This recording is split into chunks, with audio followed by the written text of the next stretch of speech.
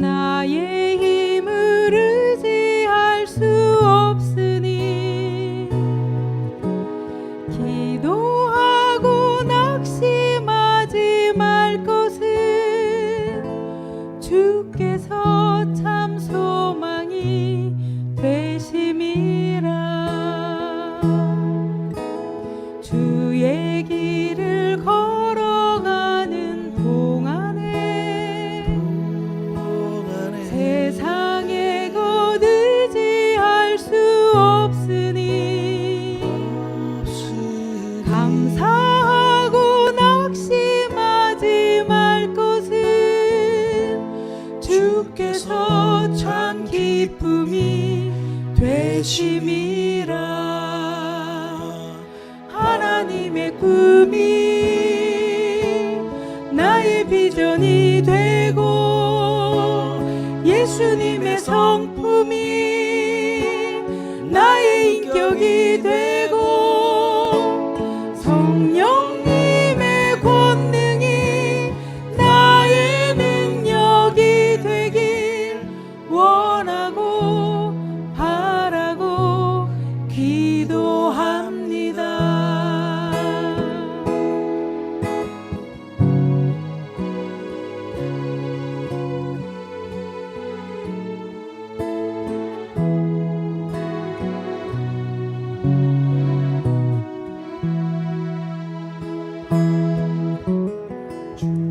주의 길을 걸어가는 동안에 세상에 곧 의지할 수 없으니 기도하고 낙심하지 말 것은 주께서 참 기쁨이 되심이라. 하나님의 꿈이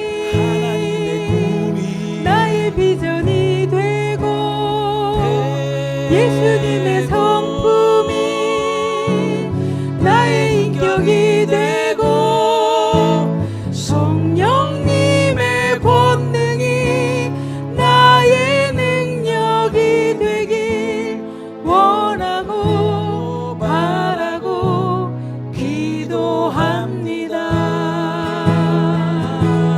하나님의 꿈이 나의 비전이 되고 예수님의 성품이 나의 인격이 되고 성령님의 권능이 나의 능력이 되길 원하고 바라고 기도합니다. 원하고 바라고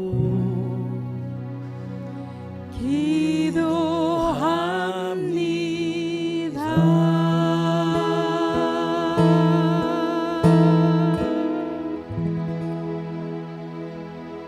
아멘. 기도하겠습니다. 하나님 감사합니다.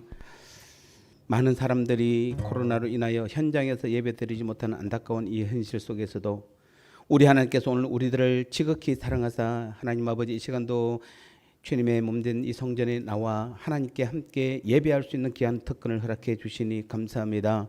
우리가 드리는 오늘 이 예배 가운데 하나님 충만하게 역사하여 주시옵고 오늘도 그래서 우리가 하나님 말씀을 듣습니다. 하나님의 말씀을 아버지 하나님이여 주님 우리가 들은 것 끝나지 말게 도와주시고 성령께서 도와주셔서 주님의 모습을 닮아가게 도와주시고 주님의 형상을 닮아가게 도와주시고 아버지 하나님 주님처럼 우리도 변화되어서 하나님의 기쁨이 되는 믿음의 삶을 살아갈 수 있도록 은혜 내려 주옵소서.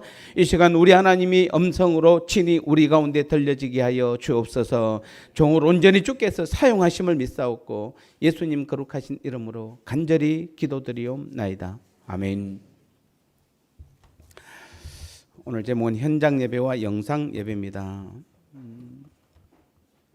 지난 2월 올해 2월 말부터 지금 벌써 6월 말이 됐습니다. 그동안 우리가 상상하지도 못했던 일들이 일어나고 있고 또 그런 예배를 우리가 드리고 있습니다. 그래서 오늘도 현장 예배를 드리는 사람과 영상 예배를 드리는 사람들로 구분되어 있고 또 동시에 또 듣는 사람도 있고 뭐 여러 가지가 있습니다만은 어쨌든 코로나19는 오늘 우리 한국 교회에 예배가 없는 교회 또 교회가 없는 예배 좀 이상한 단어 같지만 맞죠? 어느 교회는 있는데 예배가 없고 어느 교회는 없는데 예배가 있는 아주 이상한 현상이 지금 우리 가운데 일어나고 있습니다. 좋든 싫든 준비되었든 그렇지 않든 모든 재난 상황 아래서 예배를 비롯한 교회의 모든 행사들이 전면 비대면 형식으로 지금 전환되었습니다. 교회 가지 않고 주의를 지킨다는 것 참 이게 말이 안 되는 소리죠. 한때 이단 시대했던 그 무교회주의자들이나 아니면은 4차 산업혁명 시대에 AI를 통해 탈교회성을 주장하는 기술 만능주의자들에게나 있을 법한 그러한 일들이 지금 우리 한국 교회와 오늘 우리 교회에도 일어나고 있다는 사실입니다. 그래서 제가 이 설교를 준비하면서 사실은 다른 설교가 있었습니다. 근데 어제 오후에 갑자기 이 설교를 하나님께서 원했습니다. 그래서 쳤는데 너무 하나님께서 감동을 주셔서 정말 논스톱으로 거의 쳐나갔습니다. 어제 오후니까 바쁘지 않습니까? 그런데도 논스톱으로 잘 쳤습니다. 8장을 잘 만들었습니다. 그리고 추후를 만들고 출력을 해야 되는데 저장을 안 했습니다. 그래서 다 날아가 버렸어요. 얼마나 아까운지. 그래서 앉아서 다시 치니까 생각이 다 나겠습니까? 그때 주는 감동이 또 다른데.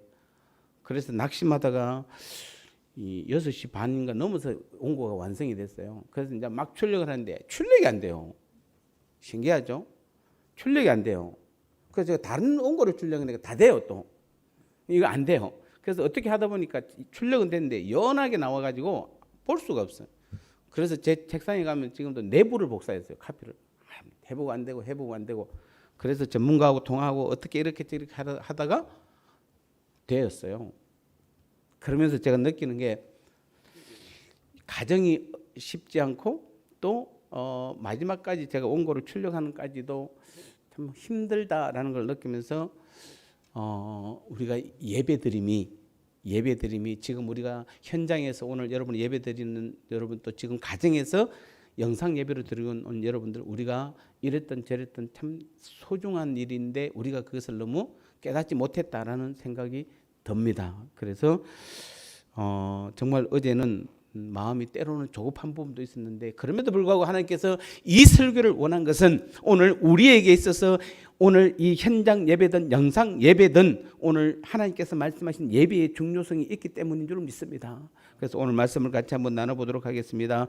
그래서 우리 한국교회는 이 코로나로 인하여 현장 예배가 온라인으로 전환되는 전례 없는 사태를 경험하게 되었습니다. 이처럼 코로나는 앞으로뿐만 아니라 앞으로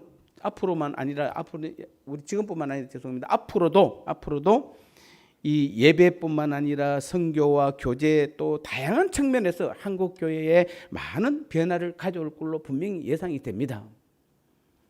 코로나 이전까지는 현장 예배가 주된 예배 방식이었지만 한국 교회가 이제는 사회적 거리 두기에 동참해서 우리 교회뿐만 아니라 많은 교회들이 지금 온라인 영상 예배로 드리고 있는 것입니다. 그러면서 우리 모두가 이제는 온라인 영상 예배에 대한 인식도 지금 달라지고 있는 것입니다.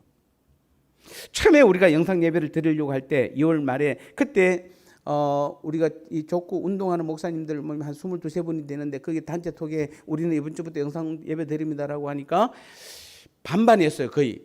절대 그래서는 안 된다. 우리는 목숨 걸고 현장 예배를 드려야 된다라고 했던 목사님들이 반이었고 아니다. 지금 상황에서는 현장 예배로 영상 예배를 드리는 것도 옳다라고 했는데 4개월이 지난 지금 어떨까요? 아무도 말을 못해요. 영상 예배에 대해서 아무도 말을 못합니다. 그만큼 우리가 영상 예배에 대한 인식도 많이 달라진 것입니다. 즉 예배에 대한 인식이 많이 달라진 것이죠. 어쩌면 저는 이 지난 4개월 동안 가장 큰 우리가 신앙에서 가장 큰 변화가 있다면 그것은 예배라고 생각을 합니다. 예배의 형태가 달라진 것이죠. 그럼 지금 우리가 드리는 이 영상 예배가 잘못된 것입니까? 아닙니다. 절대 아닙니다. 분명히 아닙니다. 그렇다면은 아닌데 그럼 우리는 왜 지금까지 안 했습니까? 라고 질문한다면은 어쩌면 우리가 지금까지 예배의 형태를 잘못 오해하고 있을 수도 있는 것입니다. 그래서 오늘 이제부터는 우리 교회도 우리 당에도 우리 성도님들도 코로나 사태 이후 우리가 온라인 예배를 통한 성도들의 영적 성장을 고민해야 될 시기가 이미 이제는 우리에게 다 온 것입니다. 그래서 웨이처치의 송중기 목사님은 예배를 내 개인 신앙생활, 인생의 삶의 현장에서 드리지 않고 다 같이 모여서만 드려도 예배를 드렸다고 이야기하고 인정됐던 시대가 이제는 끝났다라고 말하고 있는 것입니다. 즉 여러분이 지금까지는 1시간 예배만 와서 그냥 주일에 와서 드리면은 그걸로서 우리는 나는 예배 드렸다라고 말했지만은 이제는 그런 시대가 끝났다라는 것입니다. 그래서 앞으로는 성도들이 그룹 모임에 없더라도 한 사람 한 사람이 각자가 다 예배자가 되어야 한다 이렇게 말하고 있습니다. 우리는 다시 한번 정리합니다. 우리의 모든 예배하는 곳이 다 공공교회이고 또 그 모든 목회자들은 공공교회의 대표가 되어야 되며 모든 성도들이 자신의 삶의 현장이 바로 예배의 현장임을 알고 실제의 삶을 살아가야 되는 것입니다. 코로나 사태는 교회들로 하여금 현장 예배의 중요성도 다시 일깨워주는 계기도 됐습니다. 그래서 현장 예배의 중요성을 놓치지 않으면서도 우리 모두가 다양한 예배 형태를 통해 복음의 본질을 지킬 수 있도록 교회는 그 준비를 다 해 가야 되는 것입니다. 여러분 지금 어떻습니까? 작년 20대 여러분 작년 다음 주는 우리가 맥주 감사절입니다만 작년 맥주 감사절 한 주 전에 여러분이 드렸던 그 예배를 돌아보시면은 우리는 당연하다고 생각했잖아요. 여러분 이제 당연하다고 여기서 예배드리는 게 당연하다고 생각했는데 지금 오늘 이 시간에도 여기서 예배를 드리고 싶어도 자녀들 때문에 드릴 수 없는 우리 성도님들이 있어요. 어쩔 수 없이 집에서 예배를 드릴 수밖에 없는 상황이.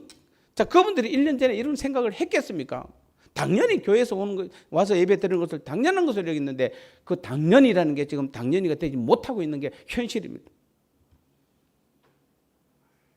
이제 우리는 교회 울타리 안에서의 예배자를 넘어서 다양한 삶의 현장에서의 예배자를 양육해야 되고 성도 개개인의 영적 성장을 돕는 것이 바로 포스트 코로나, 즉 코로나 이후의 시대를 대비하는 중요한 과제로 지금 부각되고 있는 것입니다. 사실 온라인 예배는 정해진 곳이 없고 영상의 공간이기 때문에 출석하는 교회 예배만 예배 드린다고 말할 수도 없는 것입니다. 이제는 여러분이 영상 예배 드리는 사람들 어디에 들어가서 내가 원하는 교회 어느 교회든지 선택해서 우리는 예배를 드릴 수 있는 그런 시대가 온 것입니다.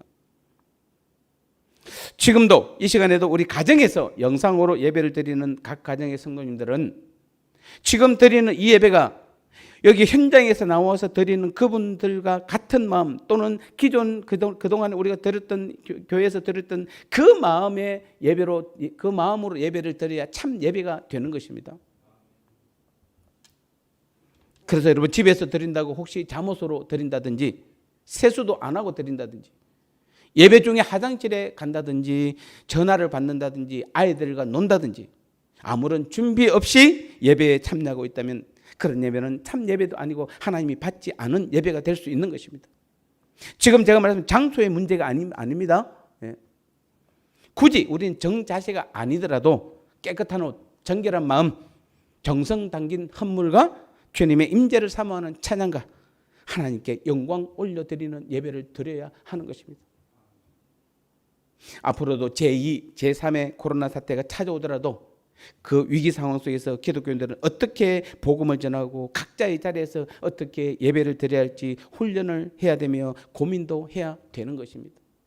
그래서 저도 어제까지 해서 사실 지난 한 달 동안 앞으로 우리 교회가 그래서 코로나뿐만 아닙니다. 지금 우리에게 와닿는 것은 제2, 제3의 코로나뿐만 아니라 앞으로는 이제 4차 산업혁명 시대 인공지능이라는 놀라운 아주 또 다른 세계들이 또 옵니다. 그래서 이 두 가지를 우리가 어떻게 효과적으로 교회가 준비하고 예비해야 될지에 대해서 제가 지난 한 달 동안 기독 서점들을 뒤져봤습니다만은 아예 4차 산업혁명과 인공지능이라는 단어 자체 책이 교회는 없어요. 일반 서점에는 많이 있는데도. 그래서 교회들이 너무 이 부분에서 준비를 안 한다라는 생각이 들었고 그래서 제가 지난 한 달 동안 그 부분에 대해서 교회들이 준비해야 될 부분들을 집중적으로 제가 자료를 찾고 전문가들 의견을 들어서 책을 썼는데 어제 나왔습니다. 약 198페이지 책자인데 여러분은 드려도 조금 이해하기가 힘든 전문 용어들이 좀 많이 나옵니다만 어쨌든 우리 당회와 우리 교회는 앞으로도 제2, 제3의 코로나뿐만 아니라 어떤 인공지능 시대가 올지라도 우리가 하나님 앞에 어떻게 예배를 드리는 것이, 어떻게 교회를 이끌어가는 것이 옳은지에 대해서 준비한 자는 반드시 승리하게 되어 있는 것이에요.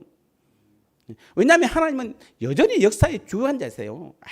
아무리 여러분 코로나가 아니라 인공지능 아니라 어떤 것이 올지라도 그 모든 것의 주관자는 결국 하나님이세요. 제가 이 책을 쓰면서 느끼는 게, 결론적으로 보면 그 결론 부분에서 제가 상당 부분 결론을 많이 다뤘던 이유가 뭐냐면은, 그럼에도 불구하고 하나님은 여전히 역사하시고 우리를 인도하시고 이끌어 가신다는 사실이에요.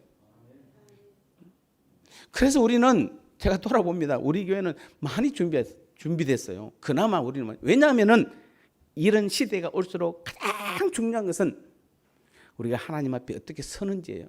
우리가 어떤 예배를 드리는지, 어떤 믿음의 삶을 사는지에 대해서. 앞으로 우리는 교회가 이제는 건물이 아니라 하나님을 믿는 자들이 흩어져 있는 게 교회라는 말이 있듯이, 건물적 개념의 교회보다는 주님이 내 안에 계시고 나의 주인인 그 삶을 살 때에는 예배드리는 그 모든 것이 다 예배의 장소이며 그 삶 자체가 바로 예배가 되어야 되는 것입니다.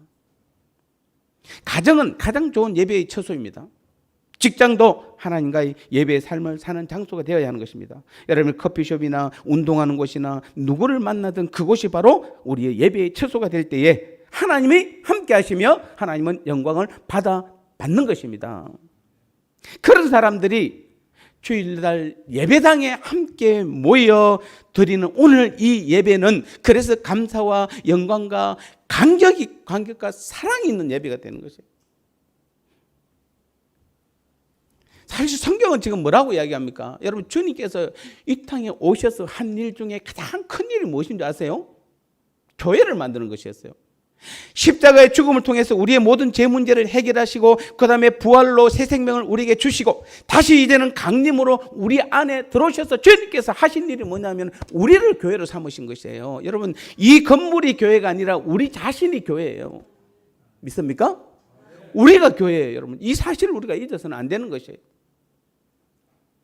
여러분, 모든 설교에서 가장 강하게 주장할 것이 있다면 우리 자신이 교회, 즉 주님과 한 몸을 이룬, 그래서 주님이 내 안에 계신 그때가 바로 내 안이 교회인 것이에요. 그래서 바울이 전도할 때 보면 어떻습니까? 많은 소아시아를 다녔지만은 바울은 큰 건물을, 교회를 짓지 않았습니다. 가는 가정마다, 가정에서 뭐 했다? 그냥 모아서 20-30명 모아서 또 그냥 1-2년 거기서 양육하고, 그게 교회라고 가르친 게 아니에요. 교회는 다시 말씀드립니다. 너희가 하나님의 성전인 것과, 고린도서 3장 16절에 보니까 여러분, 우리 모두가 다 뭐죠? 주님이 우리 안에 거하시면 우리가 다 교회라는 것이에요. 이 바울은 이 부분을 굉장히 강조를 많이 하고 있고, 주님도 이 땅에 교회를 세우기 위해서 오신 것이에요. 교회를 세우는 것이에요. 그 교회가 뭡니까? 이 건물이 아니고 누구다?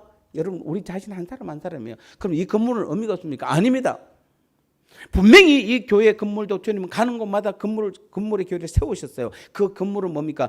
그 교회를 이룬 각자의 한 사람들의 삶들이 각자의 한 주간의 삶에서 영적 예배의 삶을 살았을 때에 그 사람들이 모여서 또 뭐 하는 것입니까? 오늘처럼 한 곳에 모여서 예배당에서 예배를 드리는 것이에요. 거기서 우리는 함께 말씀을 또 듣는 것이에요. 말씀을 배우는 것이에요. 그리고 우리의 구원을 함께 완성해 가는 것이에요. 함께 봉사하고 하나님 나라의 모습을 이 교회당에서 우리는 발견하고 찾아내야 되는 것이에요.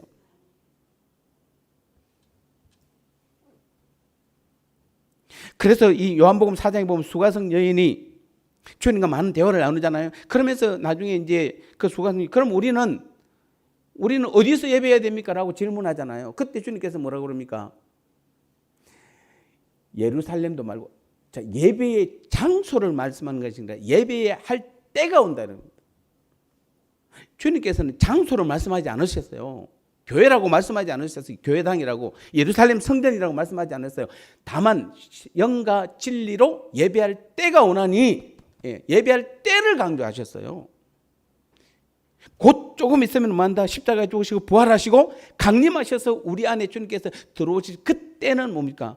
내가 있는 그곳이, 내가 곧 교회이기 때문에 내가 가는 곳마다 내가 삶의 현장이다 뭐 하는 것이다? 영적 예배의 삶이 되는 것입니다. 성경이 말하는 것은 이런 예배를 우리에게 요구하셨어요.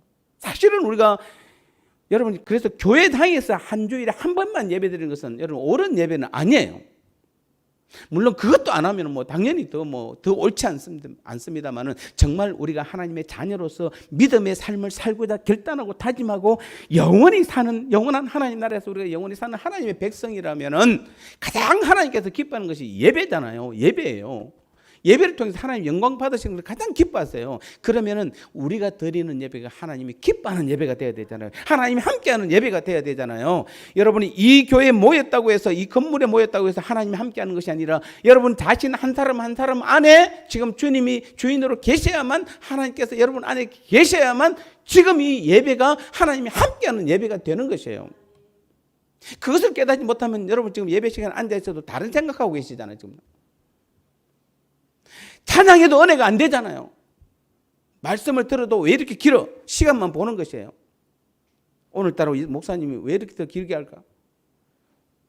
하나님이 내 안에 계시고 주님이 내 안에 계시는데 여러분요 함께 예배를 드리는데 뭐가 그리 급한데요? 뭐가 그리 급한데요? 뭘 빨리 마치고 어디를 가야 되는데요? 지금요 우리는 여러분 지금 예배가 정말 예배답게 하려고 그러면요 여러분 지금 여러분 안에 주님이 계셔야 돼요. 그래서 우리 주님과 함께 드리는 그 예배를 우리 하나님께서는 받으시는 예배가 되는 것입니다. 우리는 다음 주가 맥주 감사주일입니다. 근데 이 맥주 감사주일을 보면서 우리는 가인과 아벨의 사건을 한번 돌아봐야 됩니다. 여러분 가인과 아벨 사건 잘 아시죠? 가인의 예배는 받지 않으시고 아벨의 예배만 하나님 받으셨습니다. 그래서 받지 않는 이유가 뭔가에 대해서 많은 목사님들이 말씀을 합니다만 제가 원어로 찾아보니까 7가지 이유가 나와 있습니다. 그중에 한 가지만 예를 든다면 원어에는 뭐라고 되냐면 가인은 덜었고 되어 있고 아벨은 어떻게 되냐면 덜었고 아벨은 이렇게 돼서 거꾸로 되어 있어요. 즉 이 말은 무슨 말이냐면은 가인은 이번 주가 맥주 감사주일이구나. 내가 한 해 동안 농사 지은 거 하나님께 드려야지라고 그날 준비해서 그냥 하나님께 드린 것이에요. 근데 하나님께서 그 가인의 재산을 안 받으셨어요. 그런데 아벨은 뭐냐면 드렸고 아벨은 이렇게 됐어요. 저 무슨 말입니까? 아벨은 이번 주가 맥주 감사주일이라서 하나님께 드려야지라고 하는 것이 아니라 아벨은 자신의 삶 전체가 담으죠. 매일매일의 삶이 예배였고 매일매일 하나님과 대화하고 교제했던 삶을 살았고 그래서 그 은혜에 감사해서 하나님 앞에 드렸던 그 예물이 바로 아벨의 예물이 된 것입니다. 하나님은 그 예물을 받으셨어요. 제가 원어를 지금 여러분에게 풀이해 주는 거예요. 그래서 하나님은 주일만 드리는 만약에 여러분 주일만 예배만 드리면 어쩌면 하나님께서 그 예배를 안 받으실지도 몰라요. 어떤 분에 한해서는 왜냐하면 하나님은 항상 우리의 삶의 전부를 원하세요. 그래서 우리의 삶 자체가 하나님께 드려진 예배가 되기를 원한다는 사실이에요. 우리는 삶 전체를 하나님께 예배의 삶으로 하나님께 드리셔야 돼요. 왜냐하면 여러분 하나님 오늘 여러분 지금 뭐하러 오셨죠? 예배 드리러 오셨죠? 지금도 예배 드리고 있는 거잖아요. 아멘? 여러분 지금 예배하고 있는 것이죠? 아닙니까 지금? 놀러 앉아 지금 제 설교 보고 있는 거예요? 아니에요. 저 설교 잘 못해요. 저 보지 마세요. 지난주에 신혼부부가 제주도 갔다가 제주도 갈치를 보내줘서 그 갈치를 먹었더만 제 옷이 이렇게 하얗게 바뀌었어요. 그냥. 그래서 아까 보니까 갈치 색깔이에요. 그거 보라고 지금 여러분 온 것 아니잖아요. 우리는 지금 예배를 드리고 있잖아요. 예배를 드린다는 게 무슨 뜻입니까?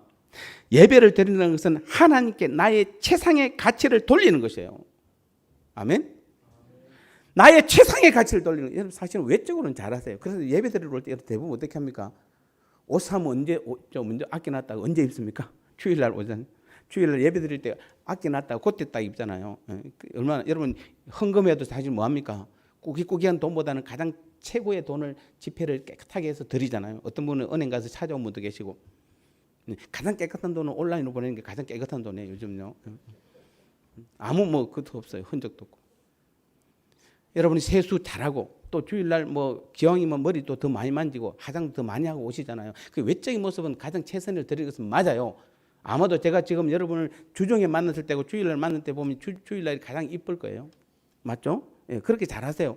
그런데 외적인 모습이 여러분이 그만큼 하나님 앞에 이쁘게 보이려고 하는 만큼이나 하나님께서는 우리의 삶의 전부를 원하세요. 전부 중에서도 최고를 원하세요. 그래서 예배는 여러분의 최고를 하나님께 드리는 시간이에요. 근데 그 시간에 뭐 전화하고 뭐 하고 다른 생각하고 시계 보고 앉아요. 이게 안 되는 것이에요. 그래서 영적 예배는 자신의 몸을 드리는 것이고 자신의 참된 예배는 매일의 삶 전체를 하나님께 드리는 것이에요. 우리의 몸으로 하나님께 영광을 돌려야 한다면 그것은 바로 먼저 우리의 삶이 하나님을 예배하는 삶이 됨으로써 가능한 것이에요. 오늘도 우리는 이 예배를 통해 우리 자신을 하나님께 드리는 시간입니다. 오늘 본문을 통해서 그럼 참된 예배, 영적 예배가 무엇인지 잠깐 살펴보도록 하겠습니다. 먼저 오늘 첫 번째 보면 영적 예배라는 것은 구체적인 삶 전체 속에서 드리는 예배입니다. 오늘 12장 1절을 보면 바울은 뭐라고 이야기합니까? 너희 몸을 말아? 자, 너희 몸을 하나님이 기뻐하시는 거룩한 산 제물로 드리라. 이는 너희가 드릴 영적 뭐다? 예배니라. 자, 여기서 영적 예배의 정확한 정의가 나와 있습니다. 영적 예배는 뭐죠? 우리의 몸을 뭐죠? 하나님 기뻐하시는 거룩한 산 제물로 드려야 돼요. 그게 영적 예배예요. 자, 여러분 지금 육적 예배를 드리기 원하세요? 영적 예배를 오늘도 드리기를 원하세요? 다 영적 예배를 드리기 원하시죠? 그러면 여러분 영적 예배를 드리면 여러분의 몸을 하나님 기뻐하시는 거룩한 산 제물로 드려야 돼요. 여기서 몸이라는 것은 육체를 말하는 것이 아니에요. 여러분 살과 뼈를 말하는 것이 아니에요. 단순히 그것은 우리의 전 인격을 말하는 것입니다. 그러한 점에서 보면 우리의 구체적인 삶 전체를 의미한다고 볼 수 있는 것입니다. 그래서 본문은 지금 여러분의 일상의 구체적인 삶 전체를 하나님이 기뻐하시는 거룩한 산 제물로 드릴 때에 그것이 곧 영적 예배다 이렇게 분명하게 말하고 있는 것입니다. 이 말은 우리가 드릴 영적 예배라는 것이 성전, 뜰이나 교회 건물의 제한을 받지 않음을 보여줍니다. 영적 예배는 장소적인 한계를 초월해서 우리가 매일매일 맞이하는 구체적인 일상 속에서 드리는 예배가 영적 예배인 것입니다. 구약시대 사람들은 제사를 드릴 때 어떻게 했습니까? 장소적인 제한이 있었습니다. 그들은 처음에는 성막에서 제사를 드렸고 그 다음에는 예루살렘 성전에서만 제사를 드릴 수 있었습니다. 하지만 오늘 하나님의 자녀이 된 그리스도인인 저와 여러분들은 어떻습니까? 우리 몸 자체가 성령이 임하는 하나님의 성전입니다. 믿습니까? 우리 몸 자체가 성전이에요. 그래서 우리가 어디에 있든지 거기서 하나님께 예배를 드릴 수 있는 것입니다. 그것은 곧 그리스도인들의 오늘 우리의 일상적인 삶의 모든 처소와 때를 의미하는 것입니다. 어디에 있든지 어느 때라든지 우리는 뭡니까? 우리의 삶 자체가 뭐해야 된다? 다 예배의 삶이 돼야 돼요. 가장 최선의 것을 하나님께 드릴 수 있어야 되는 것이에요. 이와 같이 우리는 구체적인 삶 전체가 예배 행위란 말은 우리들에게는 더 이상 거룩한 것과 속된 것을 구분하는 이분법이 무의미하다는 것입니다. 즉 무슨 말입니까? 교회 안에서는 뭐한다? 우리는 한없이 뭐한데? 거룩한데 나가면은 뭐한다? 거룩하지 않다. 이건 우리가 그리스도인의 삶이 아니라는 것이에요. 참된 예배의 삶을, 영적 예배의 삶을 사는 사람들은 교회 안에서의 삶과 바깥에서의 삶이 동일해야 된다는 것이에요. 구분되면 안 돼요. 오늘날 우리 그리스도인들이 주일날 교회 안에서만 거룩한 성도일 뿐 일상생활 가운데서는 세상 사람들과 전혀 구별되지 않는다는 비판을 우리는 많이 듣고 있습니다. 이것은 많은 그리스도인들이 교회만이 거룩한 하나님의 방주예요, 교회만이 하나님의 통치가 임하는 하나님의 나라인 것으로 은연중에 의식하고 있기 때문에 그렇습니다. 그래서 여러분 이 안에 들어와서는, 이 교회당 안에 들어와서는 나쁜 짓도 안 해요. 말도 조심해요.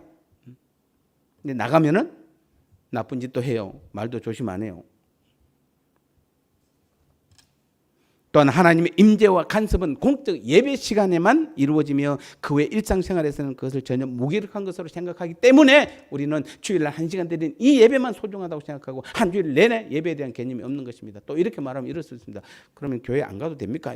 또 그런 분이 계실 겁니다. 그럼 그냥 내가 어디서든지 그냥 예배하면 되겠네, 나 혼자. 정말 여러분이 영적 예배의 삶을 살고 하나님께 최고의 삶을 드리는 그 믿음의 삶을 사는 사람들은 하나님께서 세우신, 여기도 하나님께서 세우신 것이, 여기 모여 주일날 하루는 예배하고 함께 모여 찬양하고 하나님께 기도하고 또 말씀 들으면서 여러분이 이 예배라는 것을 하나님께 드림을 하나님께서 가장 기뻐하세요. 그런 믿음의 사람이라면 안 나오고는 배길 수가 없고 어쩌면은 금요일부터 지겨워야 돼요. 뭐가 지겹게 됩니까? 왜 이렇게 주일이 안 다가와? 라고 생각해야 돼요. 주일을 기대감으로 막 그냥 설레어 죽겠는데 내가 매일매일의 삶도 예배였지만, 영적 예배의 삶이었지만은 주일날 하루 모여서 그날 우리가 하나님 앞에 우리끼리 모여서 예배드리면 얼마나 기쁘고 즐겁고 감사하고 그냥 하나님께 영광 돌림이 얼마나 자랑스러운지, 그때 그 순간을 우리는 기대하고 고대하는 마음이 막 그냥 불이 올라와서 빨리 시간이 안 가는, 토요일 주일날 새벽에 일어나갖고 잠도 안 하고, 여러분 놀러 가면 어떻게 합니까? 새벽부터 일어나가지고 그냥 잠이 안 와서 그냥 놀러 가는 설렘이, 예배드리는 그 설렘이 그렇게 돼, 그런 믿음이 되는 것이에요. 그게 영적 예배의 삶을 사는 사람들이에요. 만약에 여러분이 지금 이 말씀을 듣고 있는데도 그러면 나는 그냥 아무 때나 한 번만 예배면 돼, 그러면 여러분 아직 믿음이 없는 것이에요. 영적 예배의 삶이 전혀 없는 것이에요. 쏘고시면 안 돼요, 여러분.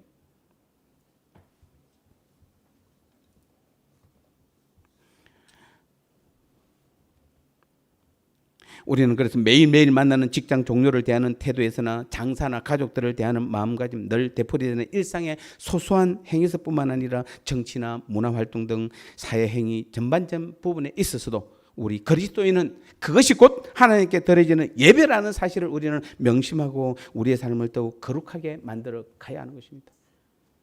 하나님께서는 여러분의 삶의 전 영역에 하나님의 주권을 선포하기를 원하세요.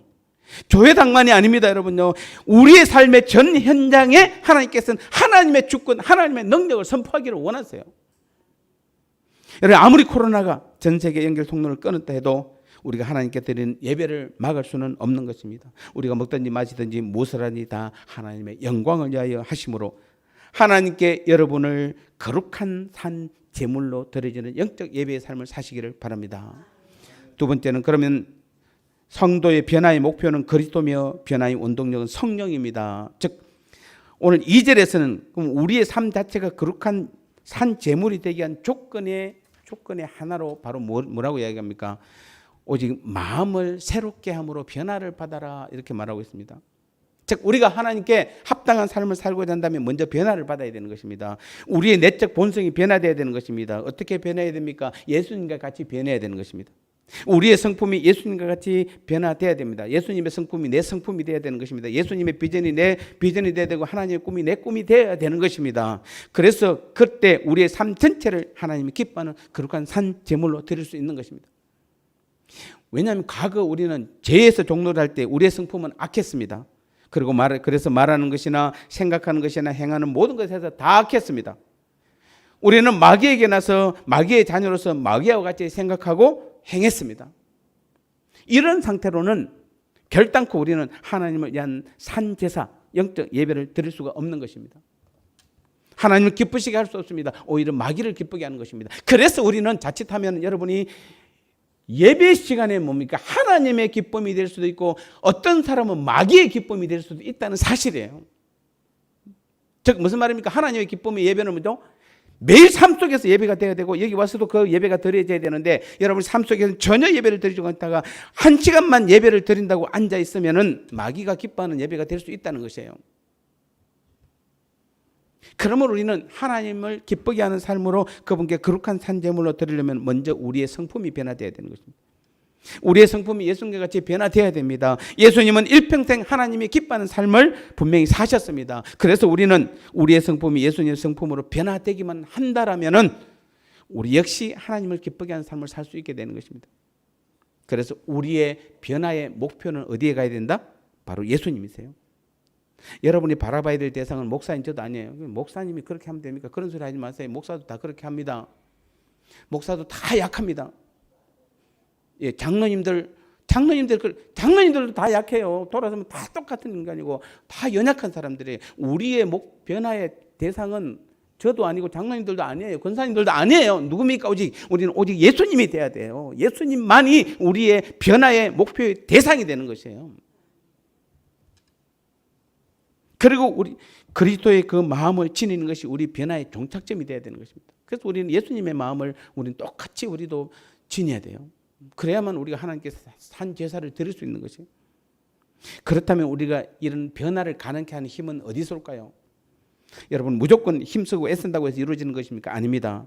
우리의 힘과 노력으로는 결코 불가능합니다. 여러분 늪에 빠진 사람이 자기 스스로는 절대로 나올 수가 없습니다. 누군가가 반드시 도와줘야 하는 것입니다. 즉 우리 스스로의 힘과 노력으로는 우리의 완악한 성품을 변화시킬 수가 없습니다. 여러분 노력 많이 하시죠? 그래도 교회 다니니까. 여러분 나름대로 직분이 있고 장로고 권사고 나름대로 여러분 직분을 가지고 있으니까 그래도 내가 좀 변화되지라고 노력 많이 하시죠? 변화됩니까? 안 됩니다. 절대로 안 됩니다. 우리 힘으로는 변화가 안 되는 것입니다. 바로 뭐죠? 우리의 성품을 변화시킬 수 있는 것은 오늘 성경에서는 성령의 역사라고만 이야기합니다. 성령이 아니면 우리의 성품을 변화시킬 수 없는 것이에요. 그래서 하나님께서 에스겔 선지자를 통해서 장차 성령을 보내셔서 그들의 마음을 부드럽게 하시겠다고 분명히 약속하셨습니다. 그래서 에스겔 11장 19절에서 20절을 보면은 내가 그들에게 일치한 마음을 주고 그 속에 새 신을 즉 성령을 주며 그 몸에서 굳은 마음을 제하고 부드러운 마음을 주어서 내 율례를 쫓으며 내 규례를 지켜 행하게 하리니 그들은 내 백성이 되고 나는 그들의 하나님이 될 것이다 라고 말하면서 장차 하나님께서 반드시 성령을 보내주셔서 우리의 마음을 변화시켜 주시겠다고 약속하셨어요. 그래서 성령만 우리를 변화시키는 원동력이 되는 것입니다. 그분은 우리의 완악한 성품을 변화시켜 그리스도의 장성한 분량이 충만한 데까지 다다르도록 충분히 도와주시는 분이세요. 그럼 우리는 앞으로 이제 어떻게 해야 됩니까? 우리가 변화되기 위해서는 더욱더 우리는 성령 하나님만을 의지하셔야 되는 것입니다. 우리 속에 꽉 채워져 있는 나의 이 못난 자아와 더러운 자존심을 성령의 인도에 따라 우리는 다 내려놓으셔야 돼요. 그래서 성령께서 우리를 가르치시고 훈계하는 소리를 깊이 알아들어야 됩니다. 여러분 성령께서는 우리에게 늘 말씀하세요. 분명히 말씀하십니다. 여러분 삶 가운데서 그 자존심을 내려놓으라고 분명히 말해요. 네 자아를 내려놓으라고 말을 합니다. 문제는 우리가 성령을 의지하지 않으면 그 음성이 안 들려요. 들려도 무시해버려서 그래요. 성령께서는 항상 우리를 변화시켜 가세요. 우리의 마음을 변화시켜 가세요. 그 죄성을 우리가 우리의 죄성을 슬퍼하고 우리의 연약함을 탄식하는 그 소리에 또 성령의 그 탄식한 소리에 우리는 귀를 기울여야 됩니다. 그럴 때에 성령께서는 우리의 변화를 위해서 더욱 강건적으로 우리를 이끌어 갈 줄 믿습니다. 마지막으로 우리는 하나님의 뜻은 언제나 선하고 온전합니다. 오늘 2절에서 보니까 하나님은 하나님의 선하시고 기뻐하시고 온전하신 뜻이 무엇인지 말아 분별하도록 하라. 즉 우리가 자기 몸을 하나님께 거룩한 산 제물로 드리기 위해서 실행해야 될 최종적인 자세입니다. 이제 자, 우리 첫 번째는 뭐였죠? 우리는 영적인 예배를 드려야 된다고, 삶이 영적인 예배를 드려야 된다고 말했습니다. 또 영적인 예배를 드리려고는 우리의 마음이 변화돼야 된다고 말했습니다. 그 성령께서 변화시켜 준다고 말했습니다. 그럼 마지막 세 번째는 뭐죠? 이제는 그 실제로 그 영적 예배 삶을 살기 위해서 최종적으로 우리가 해야 될 우리의 자세를 말하는 것입니다. 그 2절에서는 그래서 주목할 것이 바로 하나님의 뜻입니다. 하나님의 뜻은 언제나 선하고 온전하십니다. 바울은 로마서 11장 33절 34절에서 하나님의 신묘 막적함에 대해서 말한 바가 있습니다. 즉 세상의 어느 누구도 하나님의 깊은 뜻을 헤아릴 수 없다는 것입니다. 여러분 하나님의 뜻을 아세요? 하나님의 그 깊은 뜻을 아세요? 모르면서 아는 척 하지 마세요. 요만큼도 모르는 분들이 내가 조금 문제가 있나도 하나님이 이렇다고 하고 저렇다고 그러고 하나님 뭘 저렇게 이렇게 저렇게 합니까? 우리가 하나님의 뜻을 얼마나 합니까? 바울은 신묘 막적하다고 표현하고 있어요. 그 전지전능 그 무소부재하심을 바울은 자기가 이만큼도 알지 못하는데 그럼에도 불구하고 바울은 충성하는데 우리는 하나님의 뜻도 잘 모르면서 하나님을 원망하고 비평하고 불평하고 몰라서 그런 것이에요. 우리가 세상에 많은 사람들은 뭐죠? 결코 하나님이 선한 분이 아니라고 말합니다. 구약 성경에 나오는 심판의 장면을 보면서 하나님의 심판을 즐기는 분이라고 말합니다. 복음 전하는 일에 전심전력하는 선교사들을 보며 하나님은 가난한 하나님이라고 말합니다. 비방합니다. 정직하고 착한 사람들이 세상에서 소외되고 고통당하는 반면에 외면당하는 반면에 부당하고 부정직한 사람들이 대우받는 세상의 형태를 보면서 하나님은 공유롭지 못한 분이라고 비난합니다. 여러분 하나님 대해서 얼마나 압니까? 얼마나 압니까? 사실 그 비판대에서 때로는 우리가 할 말이 없을 때도 있습니다. 왜냐하면 상황을 보면은 그럴 수밖에 없다고 생각할 때가 있기 때문에 그렇습니다. 그러나 여러분 참고 인내하는 가운데 곰곰이 한번 생각해 보시기 바랍니다. 다른 거 볼 거 없습니다. 여러분 자신 한번 돌아보시기 바랍니다. 지금 오늘 이 시간까지 올 때까지 여러분 지난 날 한번 되돌아보시기 바랍니다. 지난 시간 동안 단 한 번도 주님의 인도하심이 없었던 적이 있었습니까? 여러분? 우리가 그때는 잘 몰랐습니다. 그런데 돌아보면 어떻습니까? 우리가 저도 중3 때부터 지금까지 돌아왔던 주님을 믿었던 사람을 돌아보면 제가 교회를 가기 전부터 돌아보니까 주님의 인도하심이 있었어요. 그리고 그때부터 주님께서 지금까지 이끌어오셨던 그 숱한 나날들을 돌아보면 단 한 번도 주님이 저를 버린 적이 없었어요. 저는 그동안에 불평도 많이 했고 불만도 가져봤고 왜 나만 이러냐고 여러 가지 하나님께 하소연도 해봤습니다마는 돌아보니까 결국엔 하나님께서 나를 한 번도 버리신 적이 없다는 사실이죠. 왜냐하면 주님의 도움이 없었다면 제가 이 자리에 지금 설 수 없거든요. 지금까지 여러분 주님의 도움이 없었다면 여러분 이 자리에 지금 앉아 있어서 예배를 드릴 수가 없을 수도 있는 것이에요. 그런데 여러분 우리가 지금도 예배 드리고 있다는 그 자체가 뭐 하는 것이다? 주님의 철저한 도우심과 인도하심이 있기 때문에 그런 것이에요. 여러분 한번 솔직히 고백해 보시기 바랍니다. 하나님은 참으로 선하시고 온전하신 분입니다. 그분의 뜻은 언제나 선하고 온전합니다. 비록 지금 우리 앞에 절망할 수밖에 없는 상황들이 펼쳐 있을지라도 그것은 더 깊은 하나님의 계획을 위한 진행 과정이라고 여러분 여겨야 되는 것입니다. 하나님은 모든 것이 합력하여 선을 이루게 하시는 분입니다. 하나님께서는 우리의 고난에 대해 때를 따라 돕는 분이세요. 반드시 돕는 분이세요. 단지 우리가 바라보는 선, 우리가 바라보는 때가 아닐 뿐이에요. 하나님은 당신의 선을 이루기를 원하시며 당신의 때에 돕기를 원하세요.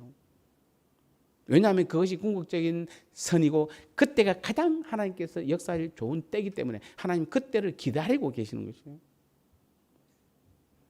잘못된 하나님이 아니세요?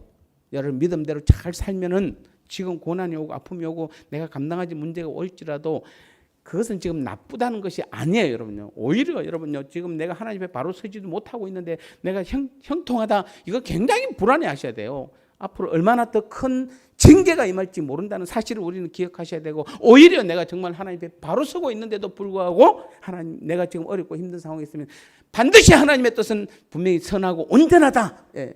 하나님의 가장 적당한 시기에 가장 하나님의 좋은 방법으로 반드시 우리를 인도하시는 하나님이라는 사실을 우리는 꼭 기억해야 되는 거죠.